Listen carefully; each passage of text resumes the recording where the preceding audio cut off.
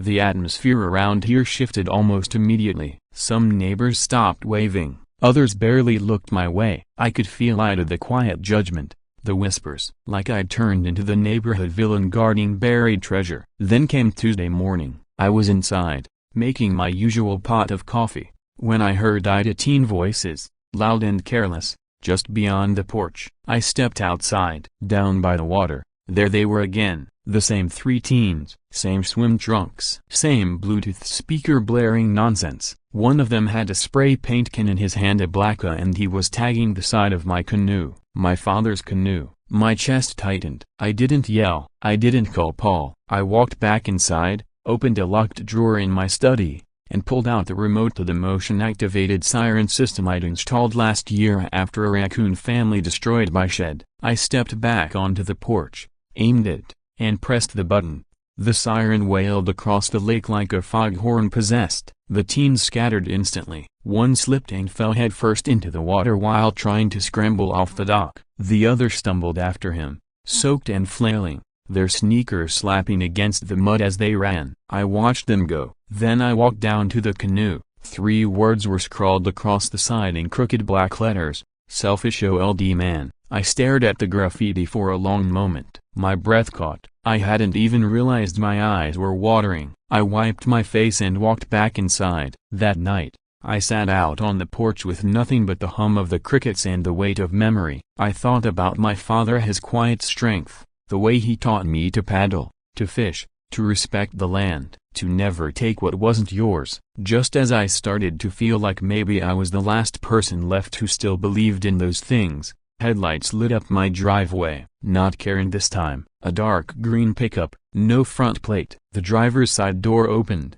and a man stepped out of boots, baseball cap, broad shoulders. He didn't say a word, just started walking toward me with something heavy in his hand. He reached the foot of the porch steps and stopped. No smile, no greeting, just stood there, holding what looked like. The toolbox looked sleek and black, a metal chest secured with twin clasps. His cap sat low, shading most of his fascia, only a salt and pepper beard and a weather-worn jaw visible. "Can I help you?" I asked, rising slowly. He finally looked up, his eyes sharp but carrying the weight of weariness. "Name's Hank Doyle. I heard you're the one who owns the cabin by the lake." I stayed silent. The air around us tightened. He nodded toward the canoe covered in graffiti. "Saw what those kids did. Was passing by afterward. You don't know me, but I've been watching this whole mess unfold." He placed the black box on the railing and opened it. Inside were tools, carefully organized wrenches, a heavy-duty bolt cutter,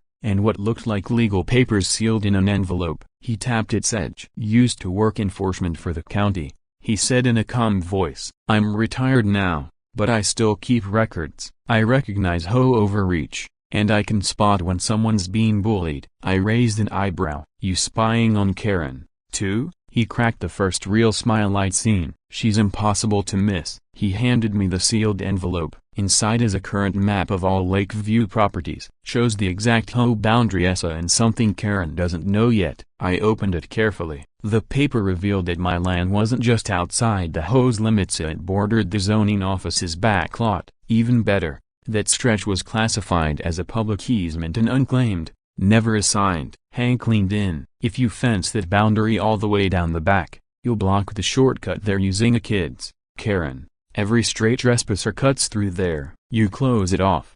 You shut them down." I looked at him. "You really think I should?" He shrugged. 30 years in this town, never seen someone stand up to them like you are. "If you want, I'll help you build it."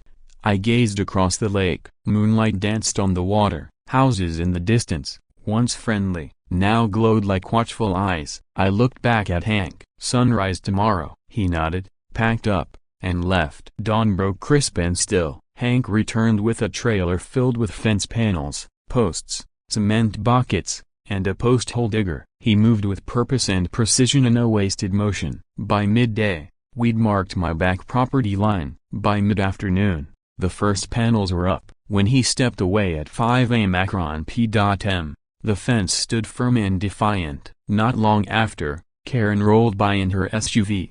She slammed the brakes so hard the tires screeched and then paused, staring for a beat, before speeding off. That night, Slightly after 11 a.m. Macron P.M. A security alert popped up on my phone. Emotion detected along the new fence line. I grabbed my tablet and viewed the feed. Two men in hoodies crept through the bushes toward the fence. One held a bolt cutter. But before he could strike, my floodlight snapped on above them. They froze in its glare. Seconds later, the infrared siren I'd added last year echoed like an air raid horn. They scattered immediately, one slipping into the mud and losing a shoe in the process. I didn't chase them. I watched and then called Officer Paul. By morning, he'd enhanced the footage and called me back. "Sit down," he said over the phone. He sent two still faces crystal clear. One was unmistakably Todd Whitmore, caught mid-action at the fence. "We're filing for warrants." "Want to press charges?" I stared at those images as if this had gone way beyond lake access or host squabbles. It was sabotage. Before I could reply, another car rolled up, and this time, it wasn't Paul, Karen, or Hank. It was my niece, Ashley, stepping out with a duffel bag in hand and tears streaming down her cheeks. "Uncle Rick," she said, voice trembling, "I need to stay here a while. A broken bar. Something's wrong at home." My heart tightened. I led her onto the porch swing, handing her a warm mug of cocoa. Her hand shook as she held it. She hadn't said much, just what terrified me enough to feel this was not just about the lake anymore. I leaned against the railing, the golden sunset warming the porch behind us. "Ashley, a broken bar. Do you want to tell me what's wrong?" She nodded, taking a shaky breath. "It's Karen." My stomach dropped. "What about her?" She sniffed and met my eyes, her face pale. "She's a broken bar. She's my boss." I blinked, the world tilting. Ashley had been working under Karen for a year and it hadn't been easy. She'd mentioned strange remarks before, a broken bar comments about our last name, and about me. "She found out I was related to you last week," Ashley whispered. "After everything that happened at the lake, a broken bar. That's when everything changed." She glanced down, her voice shaking. "No emails, no tasks, just a broken bar. Nothing." "And today a broken bar." Ashley paused, her lip trembling. She gave me a formal warning, claimed it was a conflict of interest, told me I should start exploring other opportunities a broken bar elsewhere. She looked up at me, eyes wide and brimming. "Uncle Rick, she's firing me, because of you." I felt a cold wave rush through me. Ashley had given everything to the job. She was sharp, capable, and tougher than most people twice her age. And now, she was being dragged into this mess, used as collateral in Karen's campaign. I took a breath and steadied myself. "You're not going anywhere unless you want to. You've got a place here for as long as you need it. I don't care if Karen owns half this town. She's not getting near you again." Ashley gave me a small, teary smile. "Thanks, Uncle Rick." But in the back of my mind, I knew this was no longer just about property lines. Karen was escalating and dragging it into our personal lives. The following morning, I made a trip into town. I needed answers and I knew just where to go. Mr. Clancy, the part-time zoning officer, worked out of a cramped office tucked behind the courthouse. He greeted me with a firm handshake. "Back already, Mr. Jameson?" I laid it all out to Karen, reclassifying my shoreline, sending people to sabotage the fence, and now abusing her power at Ashley's job. Clancy's face darkened as I spoke. "She's crossed every line," I said. "There's got to be something we can do." He reached for a notepad and began scribbling. "There might be," he said, "if she used her HOA role for personal retaliation, and especially if she used her position at your niece's workplace to push her out. If that's a civil and professional violation, possibly more. All I need to do is file a complaint." I asked, "Do you have proof?" He replied. I nodded. "Security camera footage, witnesses, Ashley's disciplinary notice." "Then it's time to hit back," Clancy said with a nod. "Properly." By the time I returned to the cabin, Hank was already out back, attaching a new panel to the fence. A fresh "no trespassing" sign was bolted in. "How bad is it?"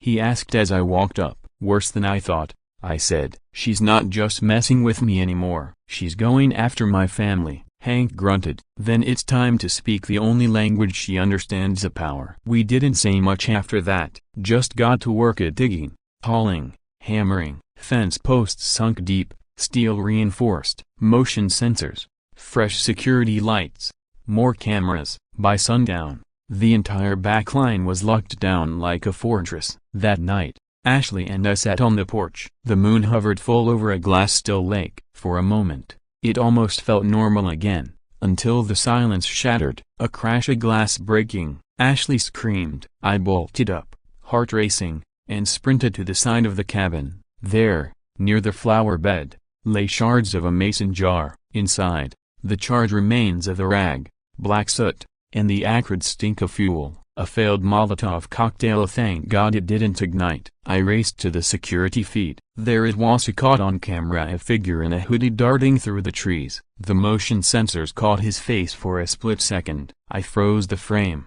zoomed in, and nearly dropped the tablet. It wasn't Karen. It was her teenage son. Her son, on my property, caught trying to torch my cabana with Ashley inside. This had gone far beyond a property dispute. This was war. And if it was war, then it was time to bring everything I had. Evidence, documentation, video, deeds, all of it. Time to make the HOA wish they'd never stepped foot near my land. By dawn, I had already printed the stills, clipped the audio, and filled out the complaint forms. I hadn't slept, neither had Ashley. We sat together at the front window, porch light glowing, both of us clutching mugs we never drank from, eyes fixed on the woods beyond, as if something else might crawl from the trees. The sun rose blood red. By 8 a.m., I was walking into the Lakeview courthouse, flash drive in one pocket, manila folder in the other. Inside the sheriff's office, I met Officer Paul. He'd already reviewed the footage. He's only 16, Paul said, voice low. But there's a broken bar. This isn't a prank, it's attempted arson. With a minor inside the house, I added, voice flat. That wasn't mischief, that was a weapon. Paul nodded grimly. Karen's going to lose it when she sees this. I handed Officer Paul the full packet of evidence. He gave a short nod. From there, everything happened faster than I ever expected in a town like ours. By lunchtime, the district attorney's office had reviewed the footage. That afternoon, Karen's son was quietly taken into custody at school. No sirens, no public scene, just swift action. He was placed in temporary juvenile detention while charges were being reviewed. The authorities kept it low-key. But the news, it spread like wildfire. By dusk, a crowd had gathered on the whole lawn, and neighbors, board members, parents. Half of them were outraged. The other half looked ashamed. You could hear the whispers floating through the air. Our soda broken bar. Karen's soda broken bar. She lied to us. I didn't go to the meeting. I stayed back at the cabin with Ashley. She smiled for the first time in days when I told her that her HR complaint had triggered an internal audit into Karen's entire department. Corporate had already called asking for her statement. Even from our porch, we could hear shouting echoing down the hill. Just after 7 p.m., there was a knock on the door. But this time, it wasn't a threat. Standing there was Mr. Clancy, dressed neatly and holding a binder. With him were two members of the HOA board, a Mrs. Granger, a retired nurse with kind eyes, and Mr. Lee, the quiet man always seen raking leaves like it was a daily ritual. Clancy cleared his throat. Mr. Jameson, may we have a word? I led them to the porch table. Mrs. Granger spoke first. We're here to apologize, she said softly. What Karen did, a broken bar, it was beyond wrong. She acted alone. Mr. Lee added, we found out during an emergency board review that she forged signatures to reclassify your shoreline. None of us approved it. She even blocked your email address to prevent you from receiving updates. Clancy handed me the binder. Inside were meeting minutes I'd never seen, tampered documents, and emails. One in particular made Ashley's hand ball into a fist. He won't fight back. He's old and bitter. Let's just wear him out. Clancy continued. The county has begun proceedings to remove Karen from all official HOA duties. Legal consequences are being considered due to her son's actions. Mr. Lee nodded. We've also voted to permanently restore your property boundaries. Your land is now fully exempt from HOA jurisdiction. No dues, no more meetings. You're free. I looked between them and nodded slowly. Thank you, I said. But I'm not after revenge. I just want peace. Mrs. Granger smiled through watery eyes. You've more than earned it. They left quietly, and for the first time in what felt like forever, the porch felt like a home again. Later that night, Ashley and I walked down to the dock. The lake shimmered beneath the moonlight, casting the same soft silver glow I remembered from when I was a boy. We stood silently, listening to the frogs and the rustle of the reeds. Then she asked, "Uncle Rick, a broken bar, why didn't you ever sell this place?" I stared out at the water. "Because it's more than wood and nails," I said. "It's where your grandfather taught me to paddle without splashing, where I learned to sit still and listen. It's where I buried my dog at 13, and where I kissed your aunt for the first time at 17. I looked at her. "It's not just a howazi, it's a story." Ashley leaned against my shoulder. "I think I want to stay," she whispered. "Help fix it up. Keep it going." I smiled. "That's the best news I've heard all year." We turned to head back when headlights swept through the trees once more. But it wasn't Karen. A white moving truck backed slowly into the HOA office driveway. A woman in a crimson pantsuit stepped out, clipboard in hand, gray hair cropped short, name tag glinting under the moonlight, state property auditor. Ashley squinted. "Who's that?" I chuckled. "Looks like Karen didn't just lose her title, she's losing it all." We stood there watching in silence. It was the beginning of the end for her. As for us, we had sturdy fences, sharp cameras, and a porch swing built for two. And for the first time in a long time, Lakeview was still again. If this tale made you smile, hold your breath, or root for quiet justice, give it a like, share your thoughts below, and tell us where you're watching from. Your voice matters. And so does your piece. Yeah, always.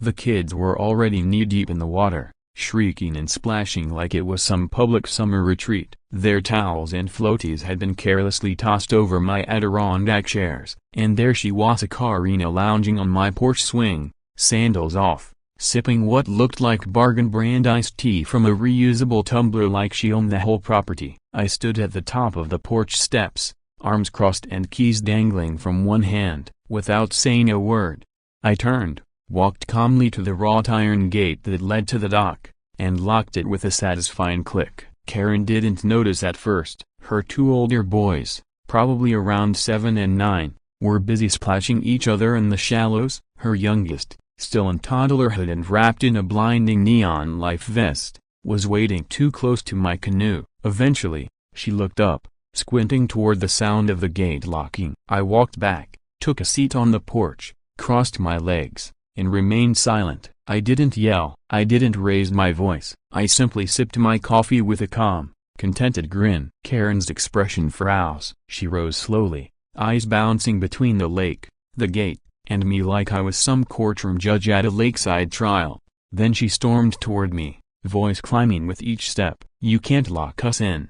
I tilted my head slightly. "Oh, Karen," I said, quiet but firm. "I didn't lock you in, I locked you out. That gate opens toward you. Best of luck getting back to your van." Her jaw dropped like something out of a Saturday morning cartoon. She fumbled for her phone like it was a lifeline, muttering something about calling the sheriff and people like me thinking they owned nature. She made the call. What she didn't realize, or what was about to hit her like a freight train, was exactly who she'd just dialed, and who I was waiting on. But let me back up a little. Let's talk about how this whole mess really started. It was late May when I finally made the move to live full-time in the lake cabin. My name's Richard, though most folks just call me Rick. I'm 61, a retired high school science teacher, a widower, and the proud owner of this lakeside property, handed down to me by my father. He built it himself back in the 70s, long before the area was strangled by the rules of a polished,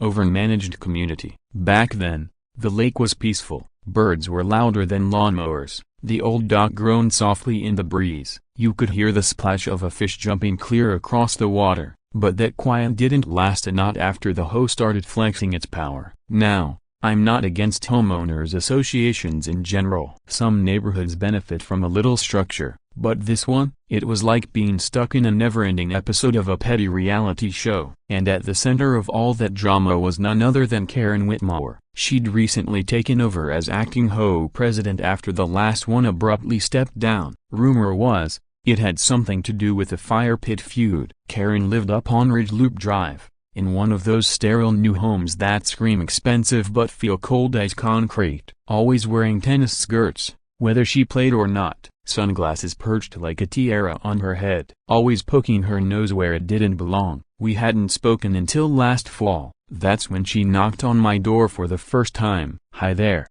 she chirped, sugary sweet. Just wanted to remind you we've started organizing a schedule for lake access. I blinked. A schedule? For swimming? She smiled like it was perfectly normal, just so everyone gets their fair share of the lake, you know? You can reserve time slots on the HOA app. I stared at her. This is my property. My lakefront, my dock, my shoreline. I don't do time slots. Her smile faltered barely. Well, Rick, the HOA bylaws state the lake is a shared visual amenity. I shut the door. I figured that would be the end of it. But Karen didn't take kindly to being brushed off. From then on, her SUV started creeping by my drive more often. I'd find HOA flyers wedged into my fence posts or reminders about noise ordinances. I don't even own a speaker. Notices about unapproved cabin trim colors though the paint hasn't been touched since 1984. Still, I kept to myself, stayed cordial, let her play her little power games. Until this morning, I had just poured myself a mug of dark roast when I saw her silver minivan roll halfway up my gravel drive like she had a claim on it. The side door slid open, and out came her kids, squealing and sprinting toward the lake like they were on a school field trip. One of them knocked over my ceramic duck. Another yanked on the fishing rod I had leaned carefully against the porch rail. And Karen? She walked up like she was meeting me for brunch. Oh good, you're home, she said cheerfully. Hope you don't mind, we needed a spot to cool off. Promised the kids a swim since the HOA pool's being treated today. You brought your kids to my lakefront, I said flatly. Oh, don't be like that, Rick, she replied. Let's be neighborly. It's about community spirit. I didn't answer, just watched her stroll past me, climb onto my porch, and drop her tote bag next to my book. That's when I made one of the quietest, firmest decisions of my life. I walked over and locked the gate. She didn't even notice until I returned to my seat with my coffee, legs crossed, sipping with all the peace in the world. That's when the panic crept in when she realized she'd just barged into the wrong man's quiet. And then came the phone call. You should have seen her smug little smirk as she ended the call and whispered to her eldest, "It's okay, sweetheart. Officer Paul is on his way." Didn't flinch. What Karen didn't know was that Officer Paul is my godson and he was already on his way, and not alone. Let me ask you something. Where are you watching from? Drop it in the comments below, because what's about to unfold, you're not going to want to miss it. It only took about 10 minutes before I spotted the familiar blue and white SUV easing its way down the dirt drive to my cabin. The tires crunched softly over the gravel, sending little clouds of dust drifting into the warm summer air. Karen immediately straightened up like she was front row at a school recital. Her sunglasses slid into place, and she pursed her lips, which were painted a defiant shade of ready for battle. Even the kids stopped splashing around, the air shifting with the weight of tension. The toddler kept busy by the dock, blissfully scooping murky lake water into a toy bucket, unaware of the showdown brewing just behind him. But Karen? She looked triumphant. She spun toward me and declared aloud enough to wake the mosquitoes a good. He's here. She didn't wait for the vehicle to fully stop. She power walked toward it,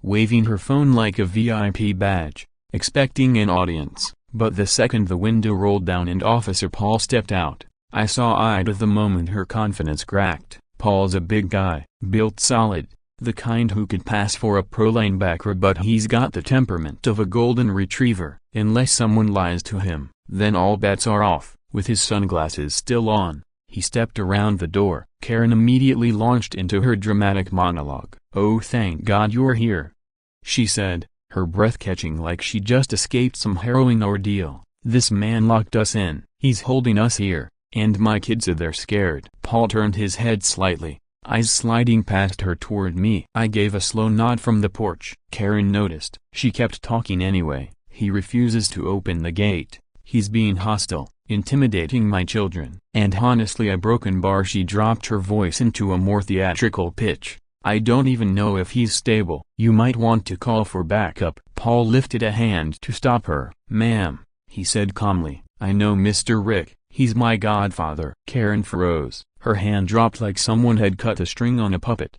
"Excuse me?" Paul pulled off his sunglasses. Now she had the full weight of his stare. "You said you were being held hostage," he repeated. Karen opened her mouth a broken bar then closed it. "Ma'am," he continued, This is private property. Mr. Rick owns this land at the dock, the gate, all of it. Right now, you and your children are trespassing." Color rushed to her face, not pink, not embarrassed, crimson red. She turned to me as if I'd somehow tricked her into walking into this mess. Her voice shook, no longer loud. "You could have said something," she muttered. "You didn't even warn us." "I wasn't asked," I replied evenly. "You walked in like you owned it." "I thought the lake was part of the HOA," she stammered. "Nope," Paul cut in. "Shared view, not shared access, and only for properties listed within the HOA's boundary map." "Mr. Rick's cabin?" "It's never been included." The HOA board runs right past his mailbox. Karen started shaking her head, as if denial could rewind reality. "This is ridiculous. I'm reporting this to the board." Paul calmly took out a small notepad. "You're welcome to. But for now, I'll need your ID. We'll be filing an official incident report." Trespassing, especially with minors, is no small matter. Karen's words dangled. "But the kids were just a ma'am," Paul said, more gently now. "Let's handle this the right way. And maybe next time, don't wander onto someone's porch uninvited." The shift in energy was instant. Whatever power Karen had walked in with had drained out of her. She was no longer standing tall. Her boys were now lingering quietly on the dock, uncertain and uneasy. One of them called out, "Mom, can we go now?" She didn't answer right away. She just stared at me, as if trying to understand the kind of man who could sit quietly and let someone destroy their own reputation one sentence at a time. Paul started guiding them toward the gate, unlocking it with the spare key I'd given him years ago. But as they reached the top of the porch steps,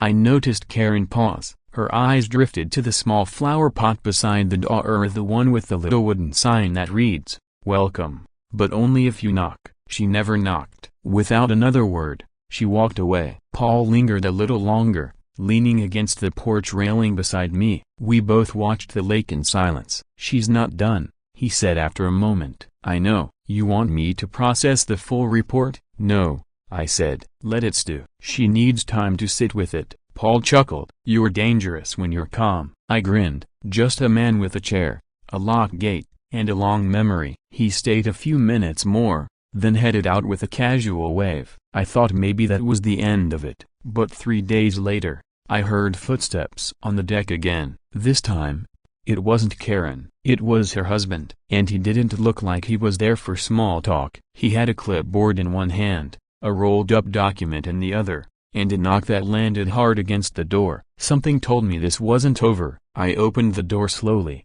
leaning against the frame with just enough space to see him clearly. He didn't bother with pleasantries. His jaw was tight, his golf shirt tucked crisply into his khaki shorts, and he looked like someone forced him to come here. "Mr. Rick," he said stiffly, glancing down at the papers. "I'm Todd Whitmore. I believe you've met my wife." "Unfortunately," I said, not budging from my place in the doorway. Todd gave a quick smile, tight and humorless. "Look, I'm not here to start something. I just want to clear up what I think was a simple misunderstanding." I lifted an eyebrow. "Is that what we're calling trespassing now? A misunderstanding?" He sighed and held out a clipboard. "This is the original HOA property plan," he said. "It lists the lake as part of the community amenities. It doesn't mention anything about private shoreline exclusions." I didn't even bother looking down at it. That map's from before half the cabins around here even existed. My father's deed predates it by decades. So does mine. Still,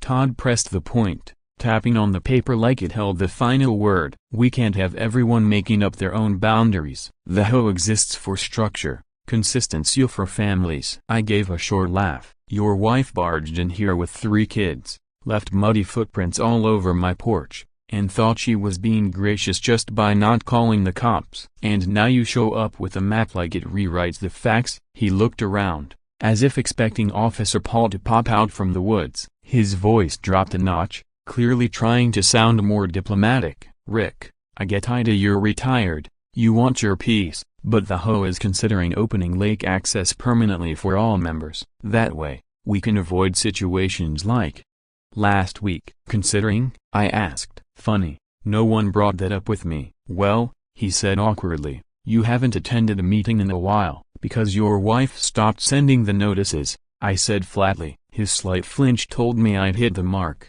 I stepped out onto the porch and handed the clipboard back to him. Tell your HOA I'm not interested. This land's been exactly as it is since the day my father laid the first plank. It's not going to be someone's weekend resort just because a bunch of board members want lake selfies. Todd took the clipboard, but his feet stayed rooted. He glanced toward the water. You know, he said slowly, there's a reason they're pushing for it. People say you don't even use the dock, that it just sits there, falling apart. Seems a little selfish, don't you think? I smiled, calm and steady. Better a quiet dock than loud entitlement. He didn't respond, just turned and walked off the porch. I watched him disappear into the trees, the crunch of gravel under his shoes fading like memory. But his wording stuck with me, permanently. The next few days were oddly quiet. No Karen, no Todd, not even a stray SUV slowing down by my driveway. Then Saturday came. I found a letter stuffed into my old green mailbox and not stamped.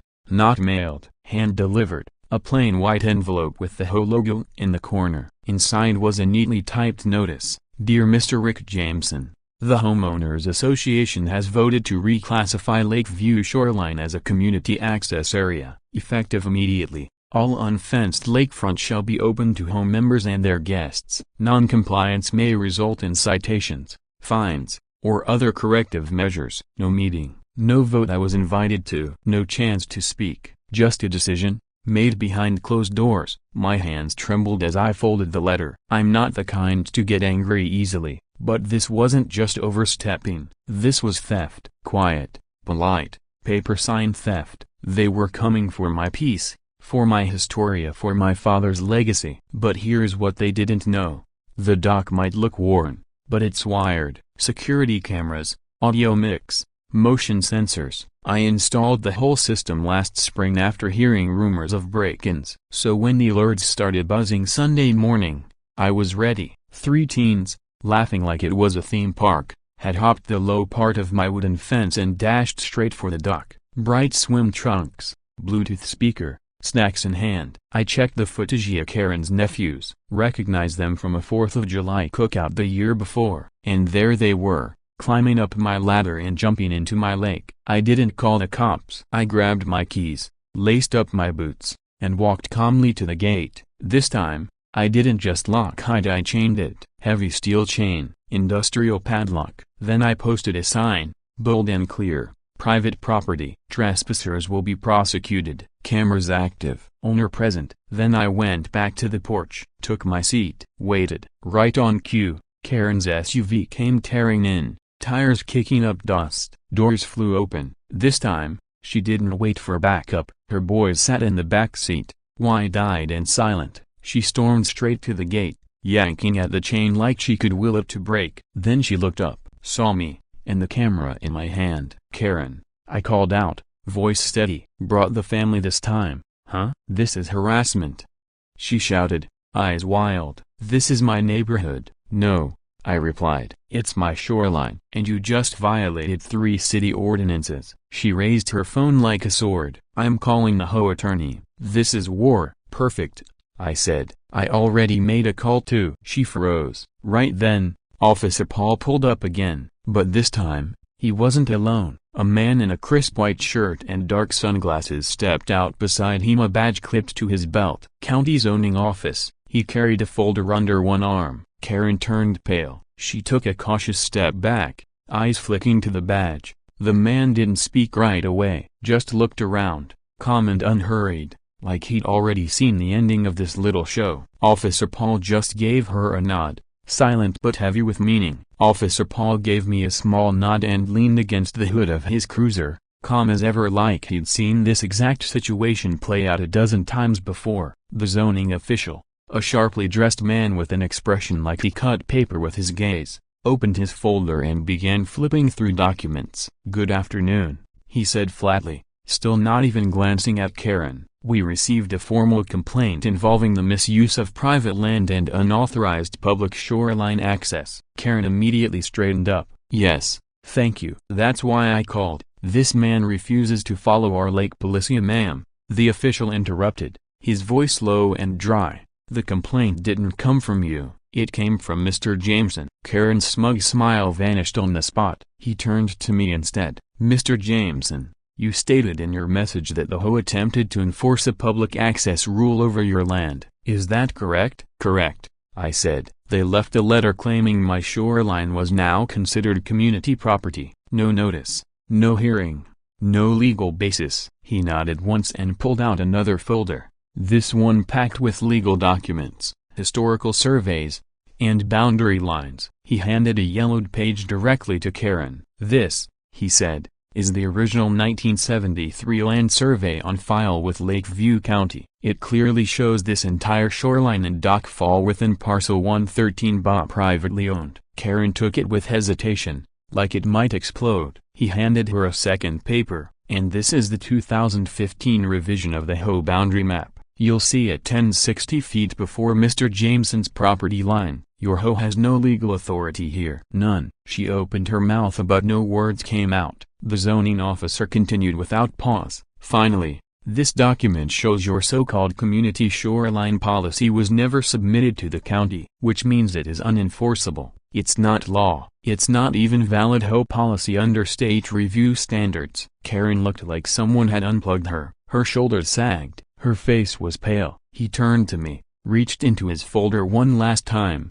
and handed me a new document. This is a cease and desist order, effective immediately. The HOA is hereby prohibited from applying any of its shoreline rules or directives to your property. Any future attempts to do so will be treated as formal harassment and jurisdictional overreach under state code. I accepted it with a smile. Appreciate it. Karen's voice cracked. That can't be right. We had a vote. It was unanimous. Clancy turned to her now, and this time his expression hardened. You can't vote away someone's property rights. That's not democracy. That's theft. Paul crossed his arms beside him. And now there's a paper trail. I'd advise you to stop pushing your luck. Karen spun on her heel and stormed back to her SUV. The door slammed with a bang that echoed off the trees. Her boys stared out the window, wide-eyed and quiet as she peeled away, tires kicking up loose gravel. Paul strolled up onto the porch, still chuckling. That went better than I expected. I let out a long breath. Too well. He paused. Think she's finished? I shook my head. Not a chance. She lost too much face in front of too many people. And I was right. The very next day, flyers started appearing around the neighborhood, taped to stop signs, tucked into mailbox posts, pinned to bulletin boards, black and white, bold print. Is your neighbor hoarding the lake? Join the petition to open shoreline access for all. Organized by Karen W. She wasn't retreating as she was rallying.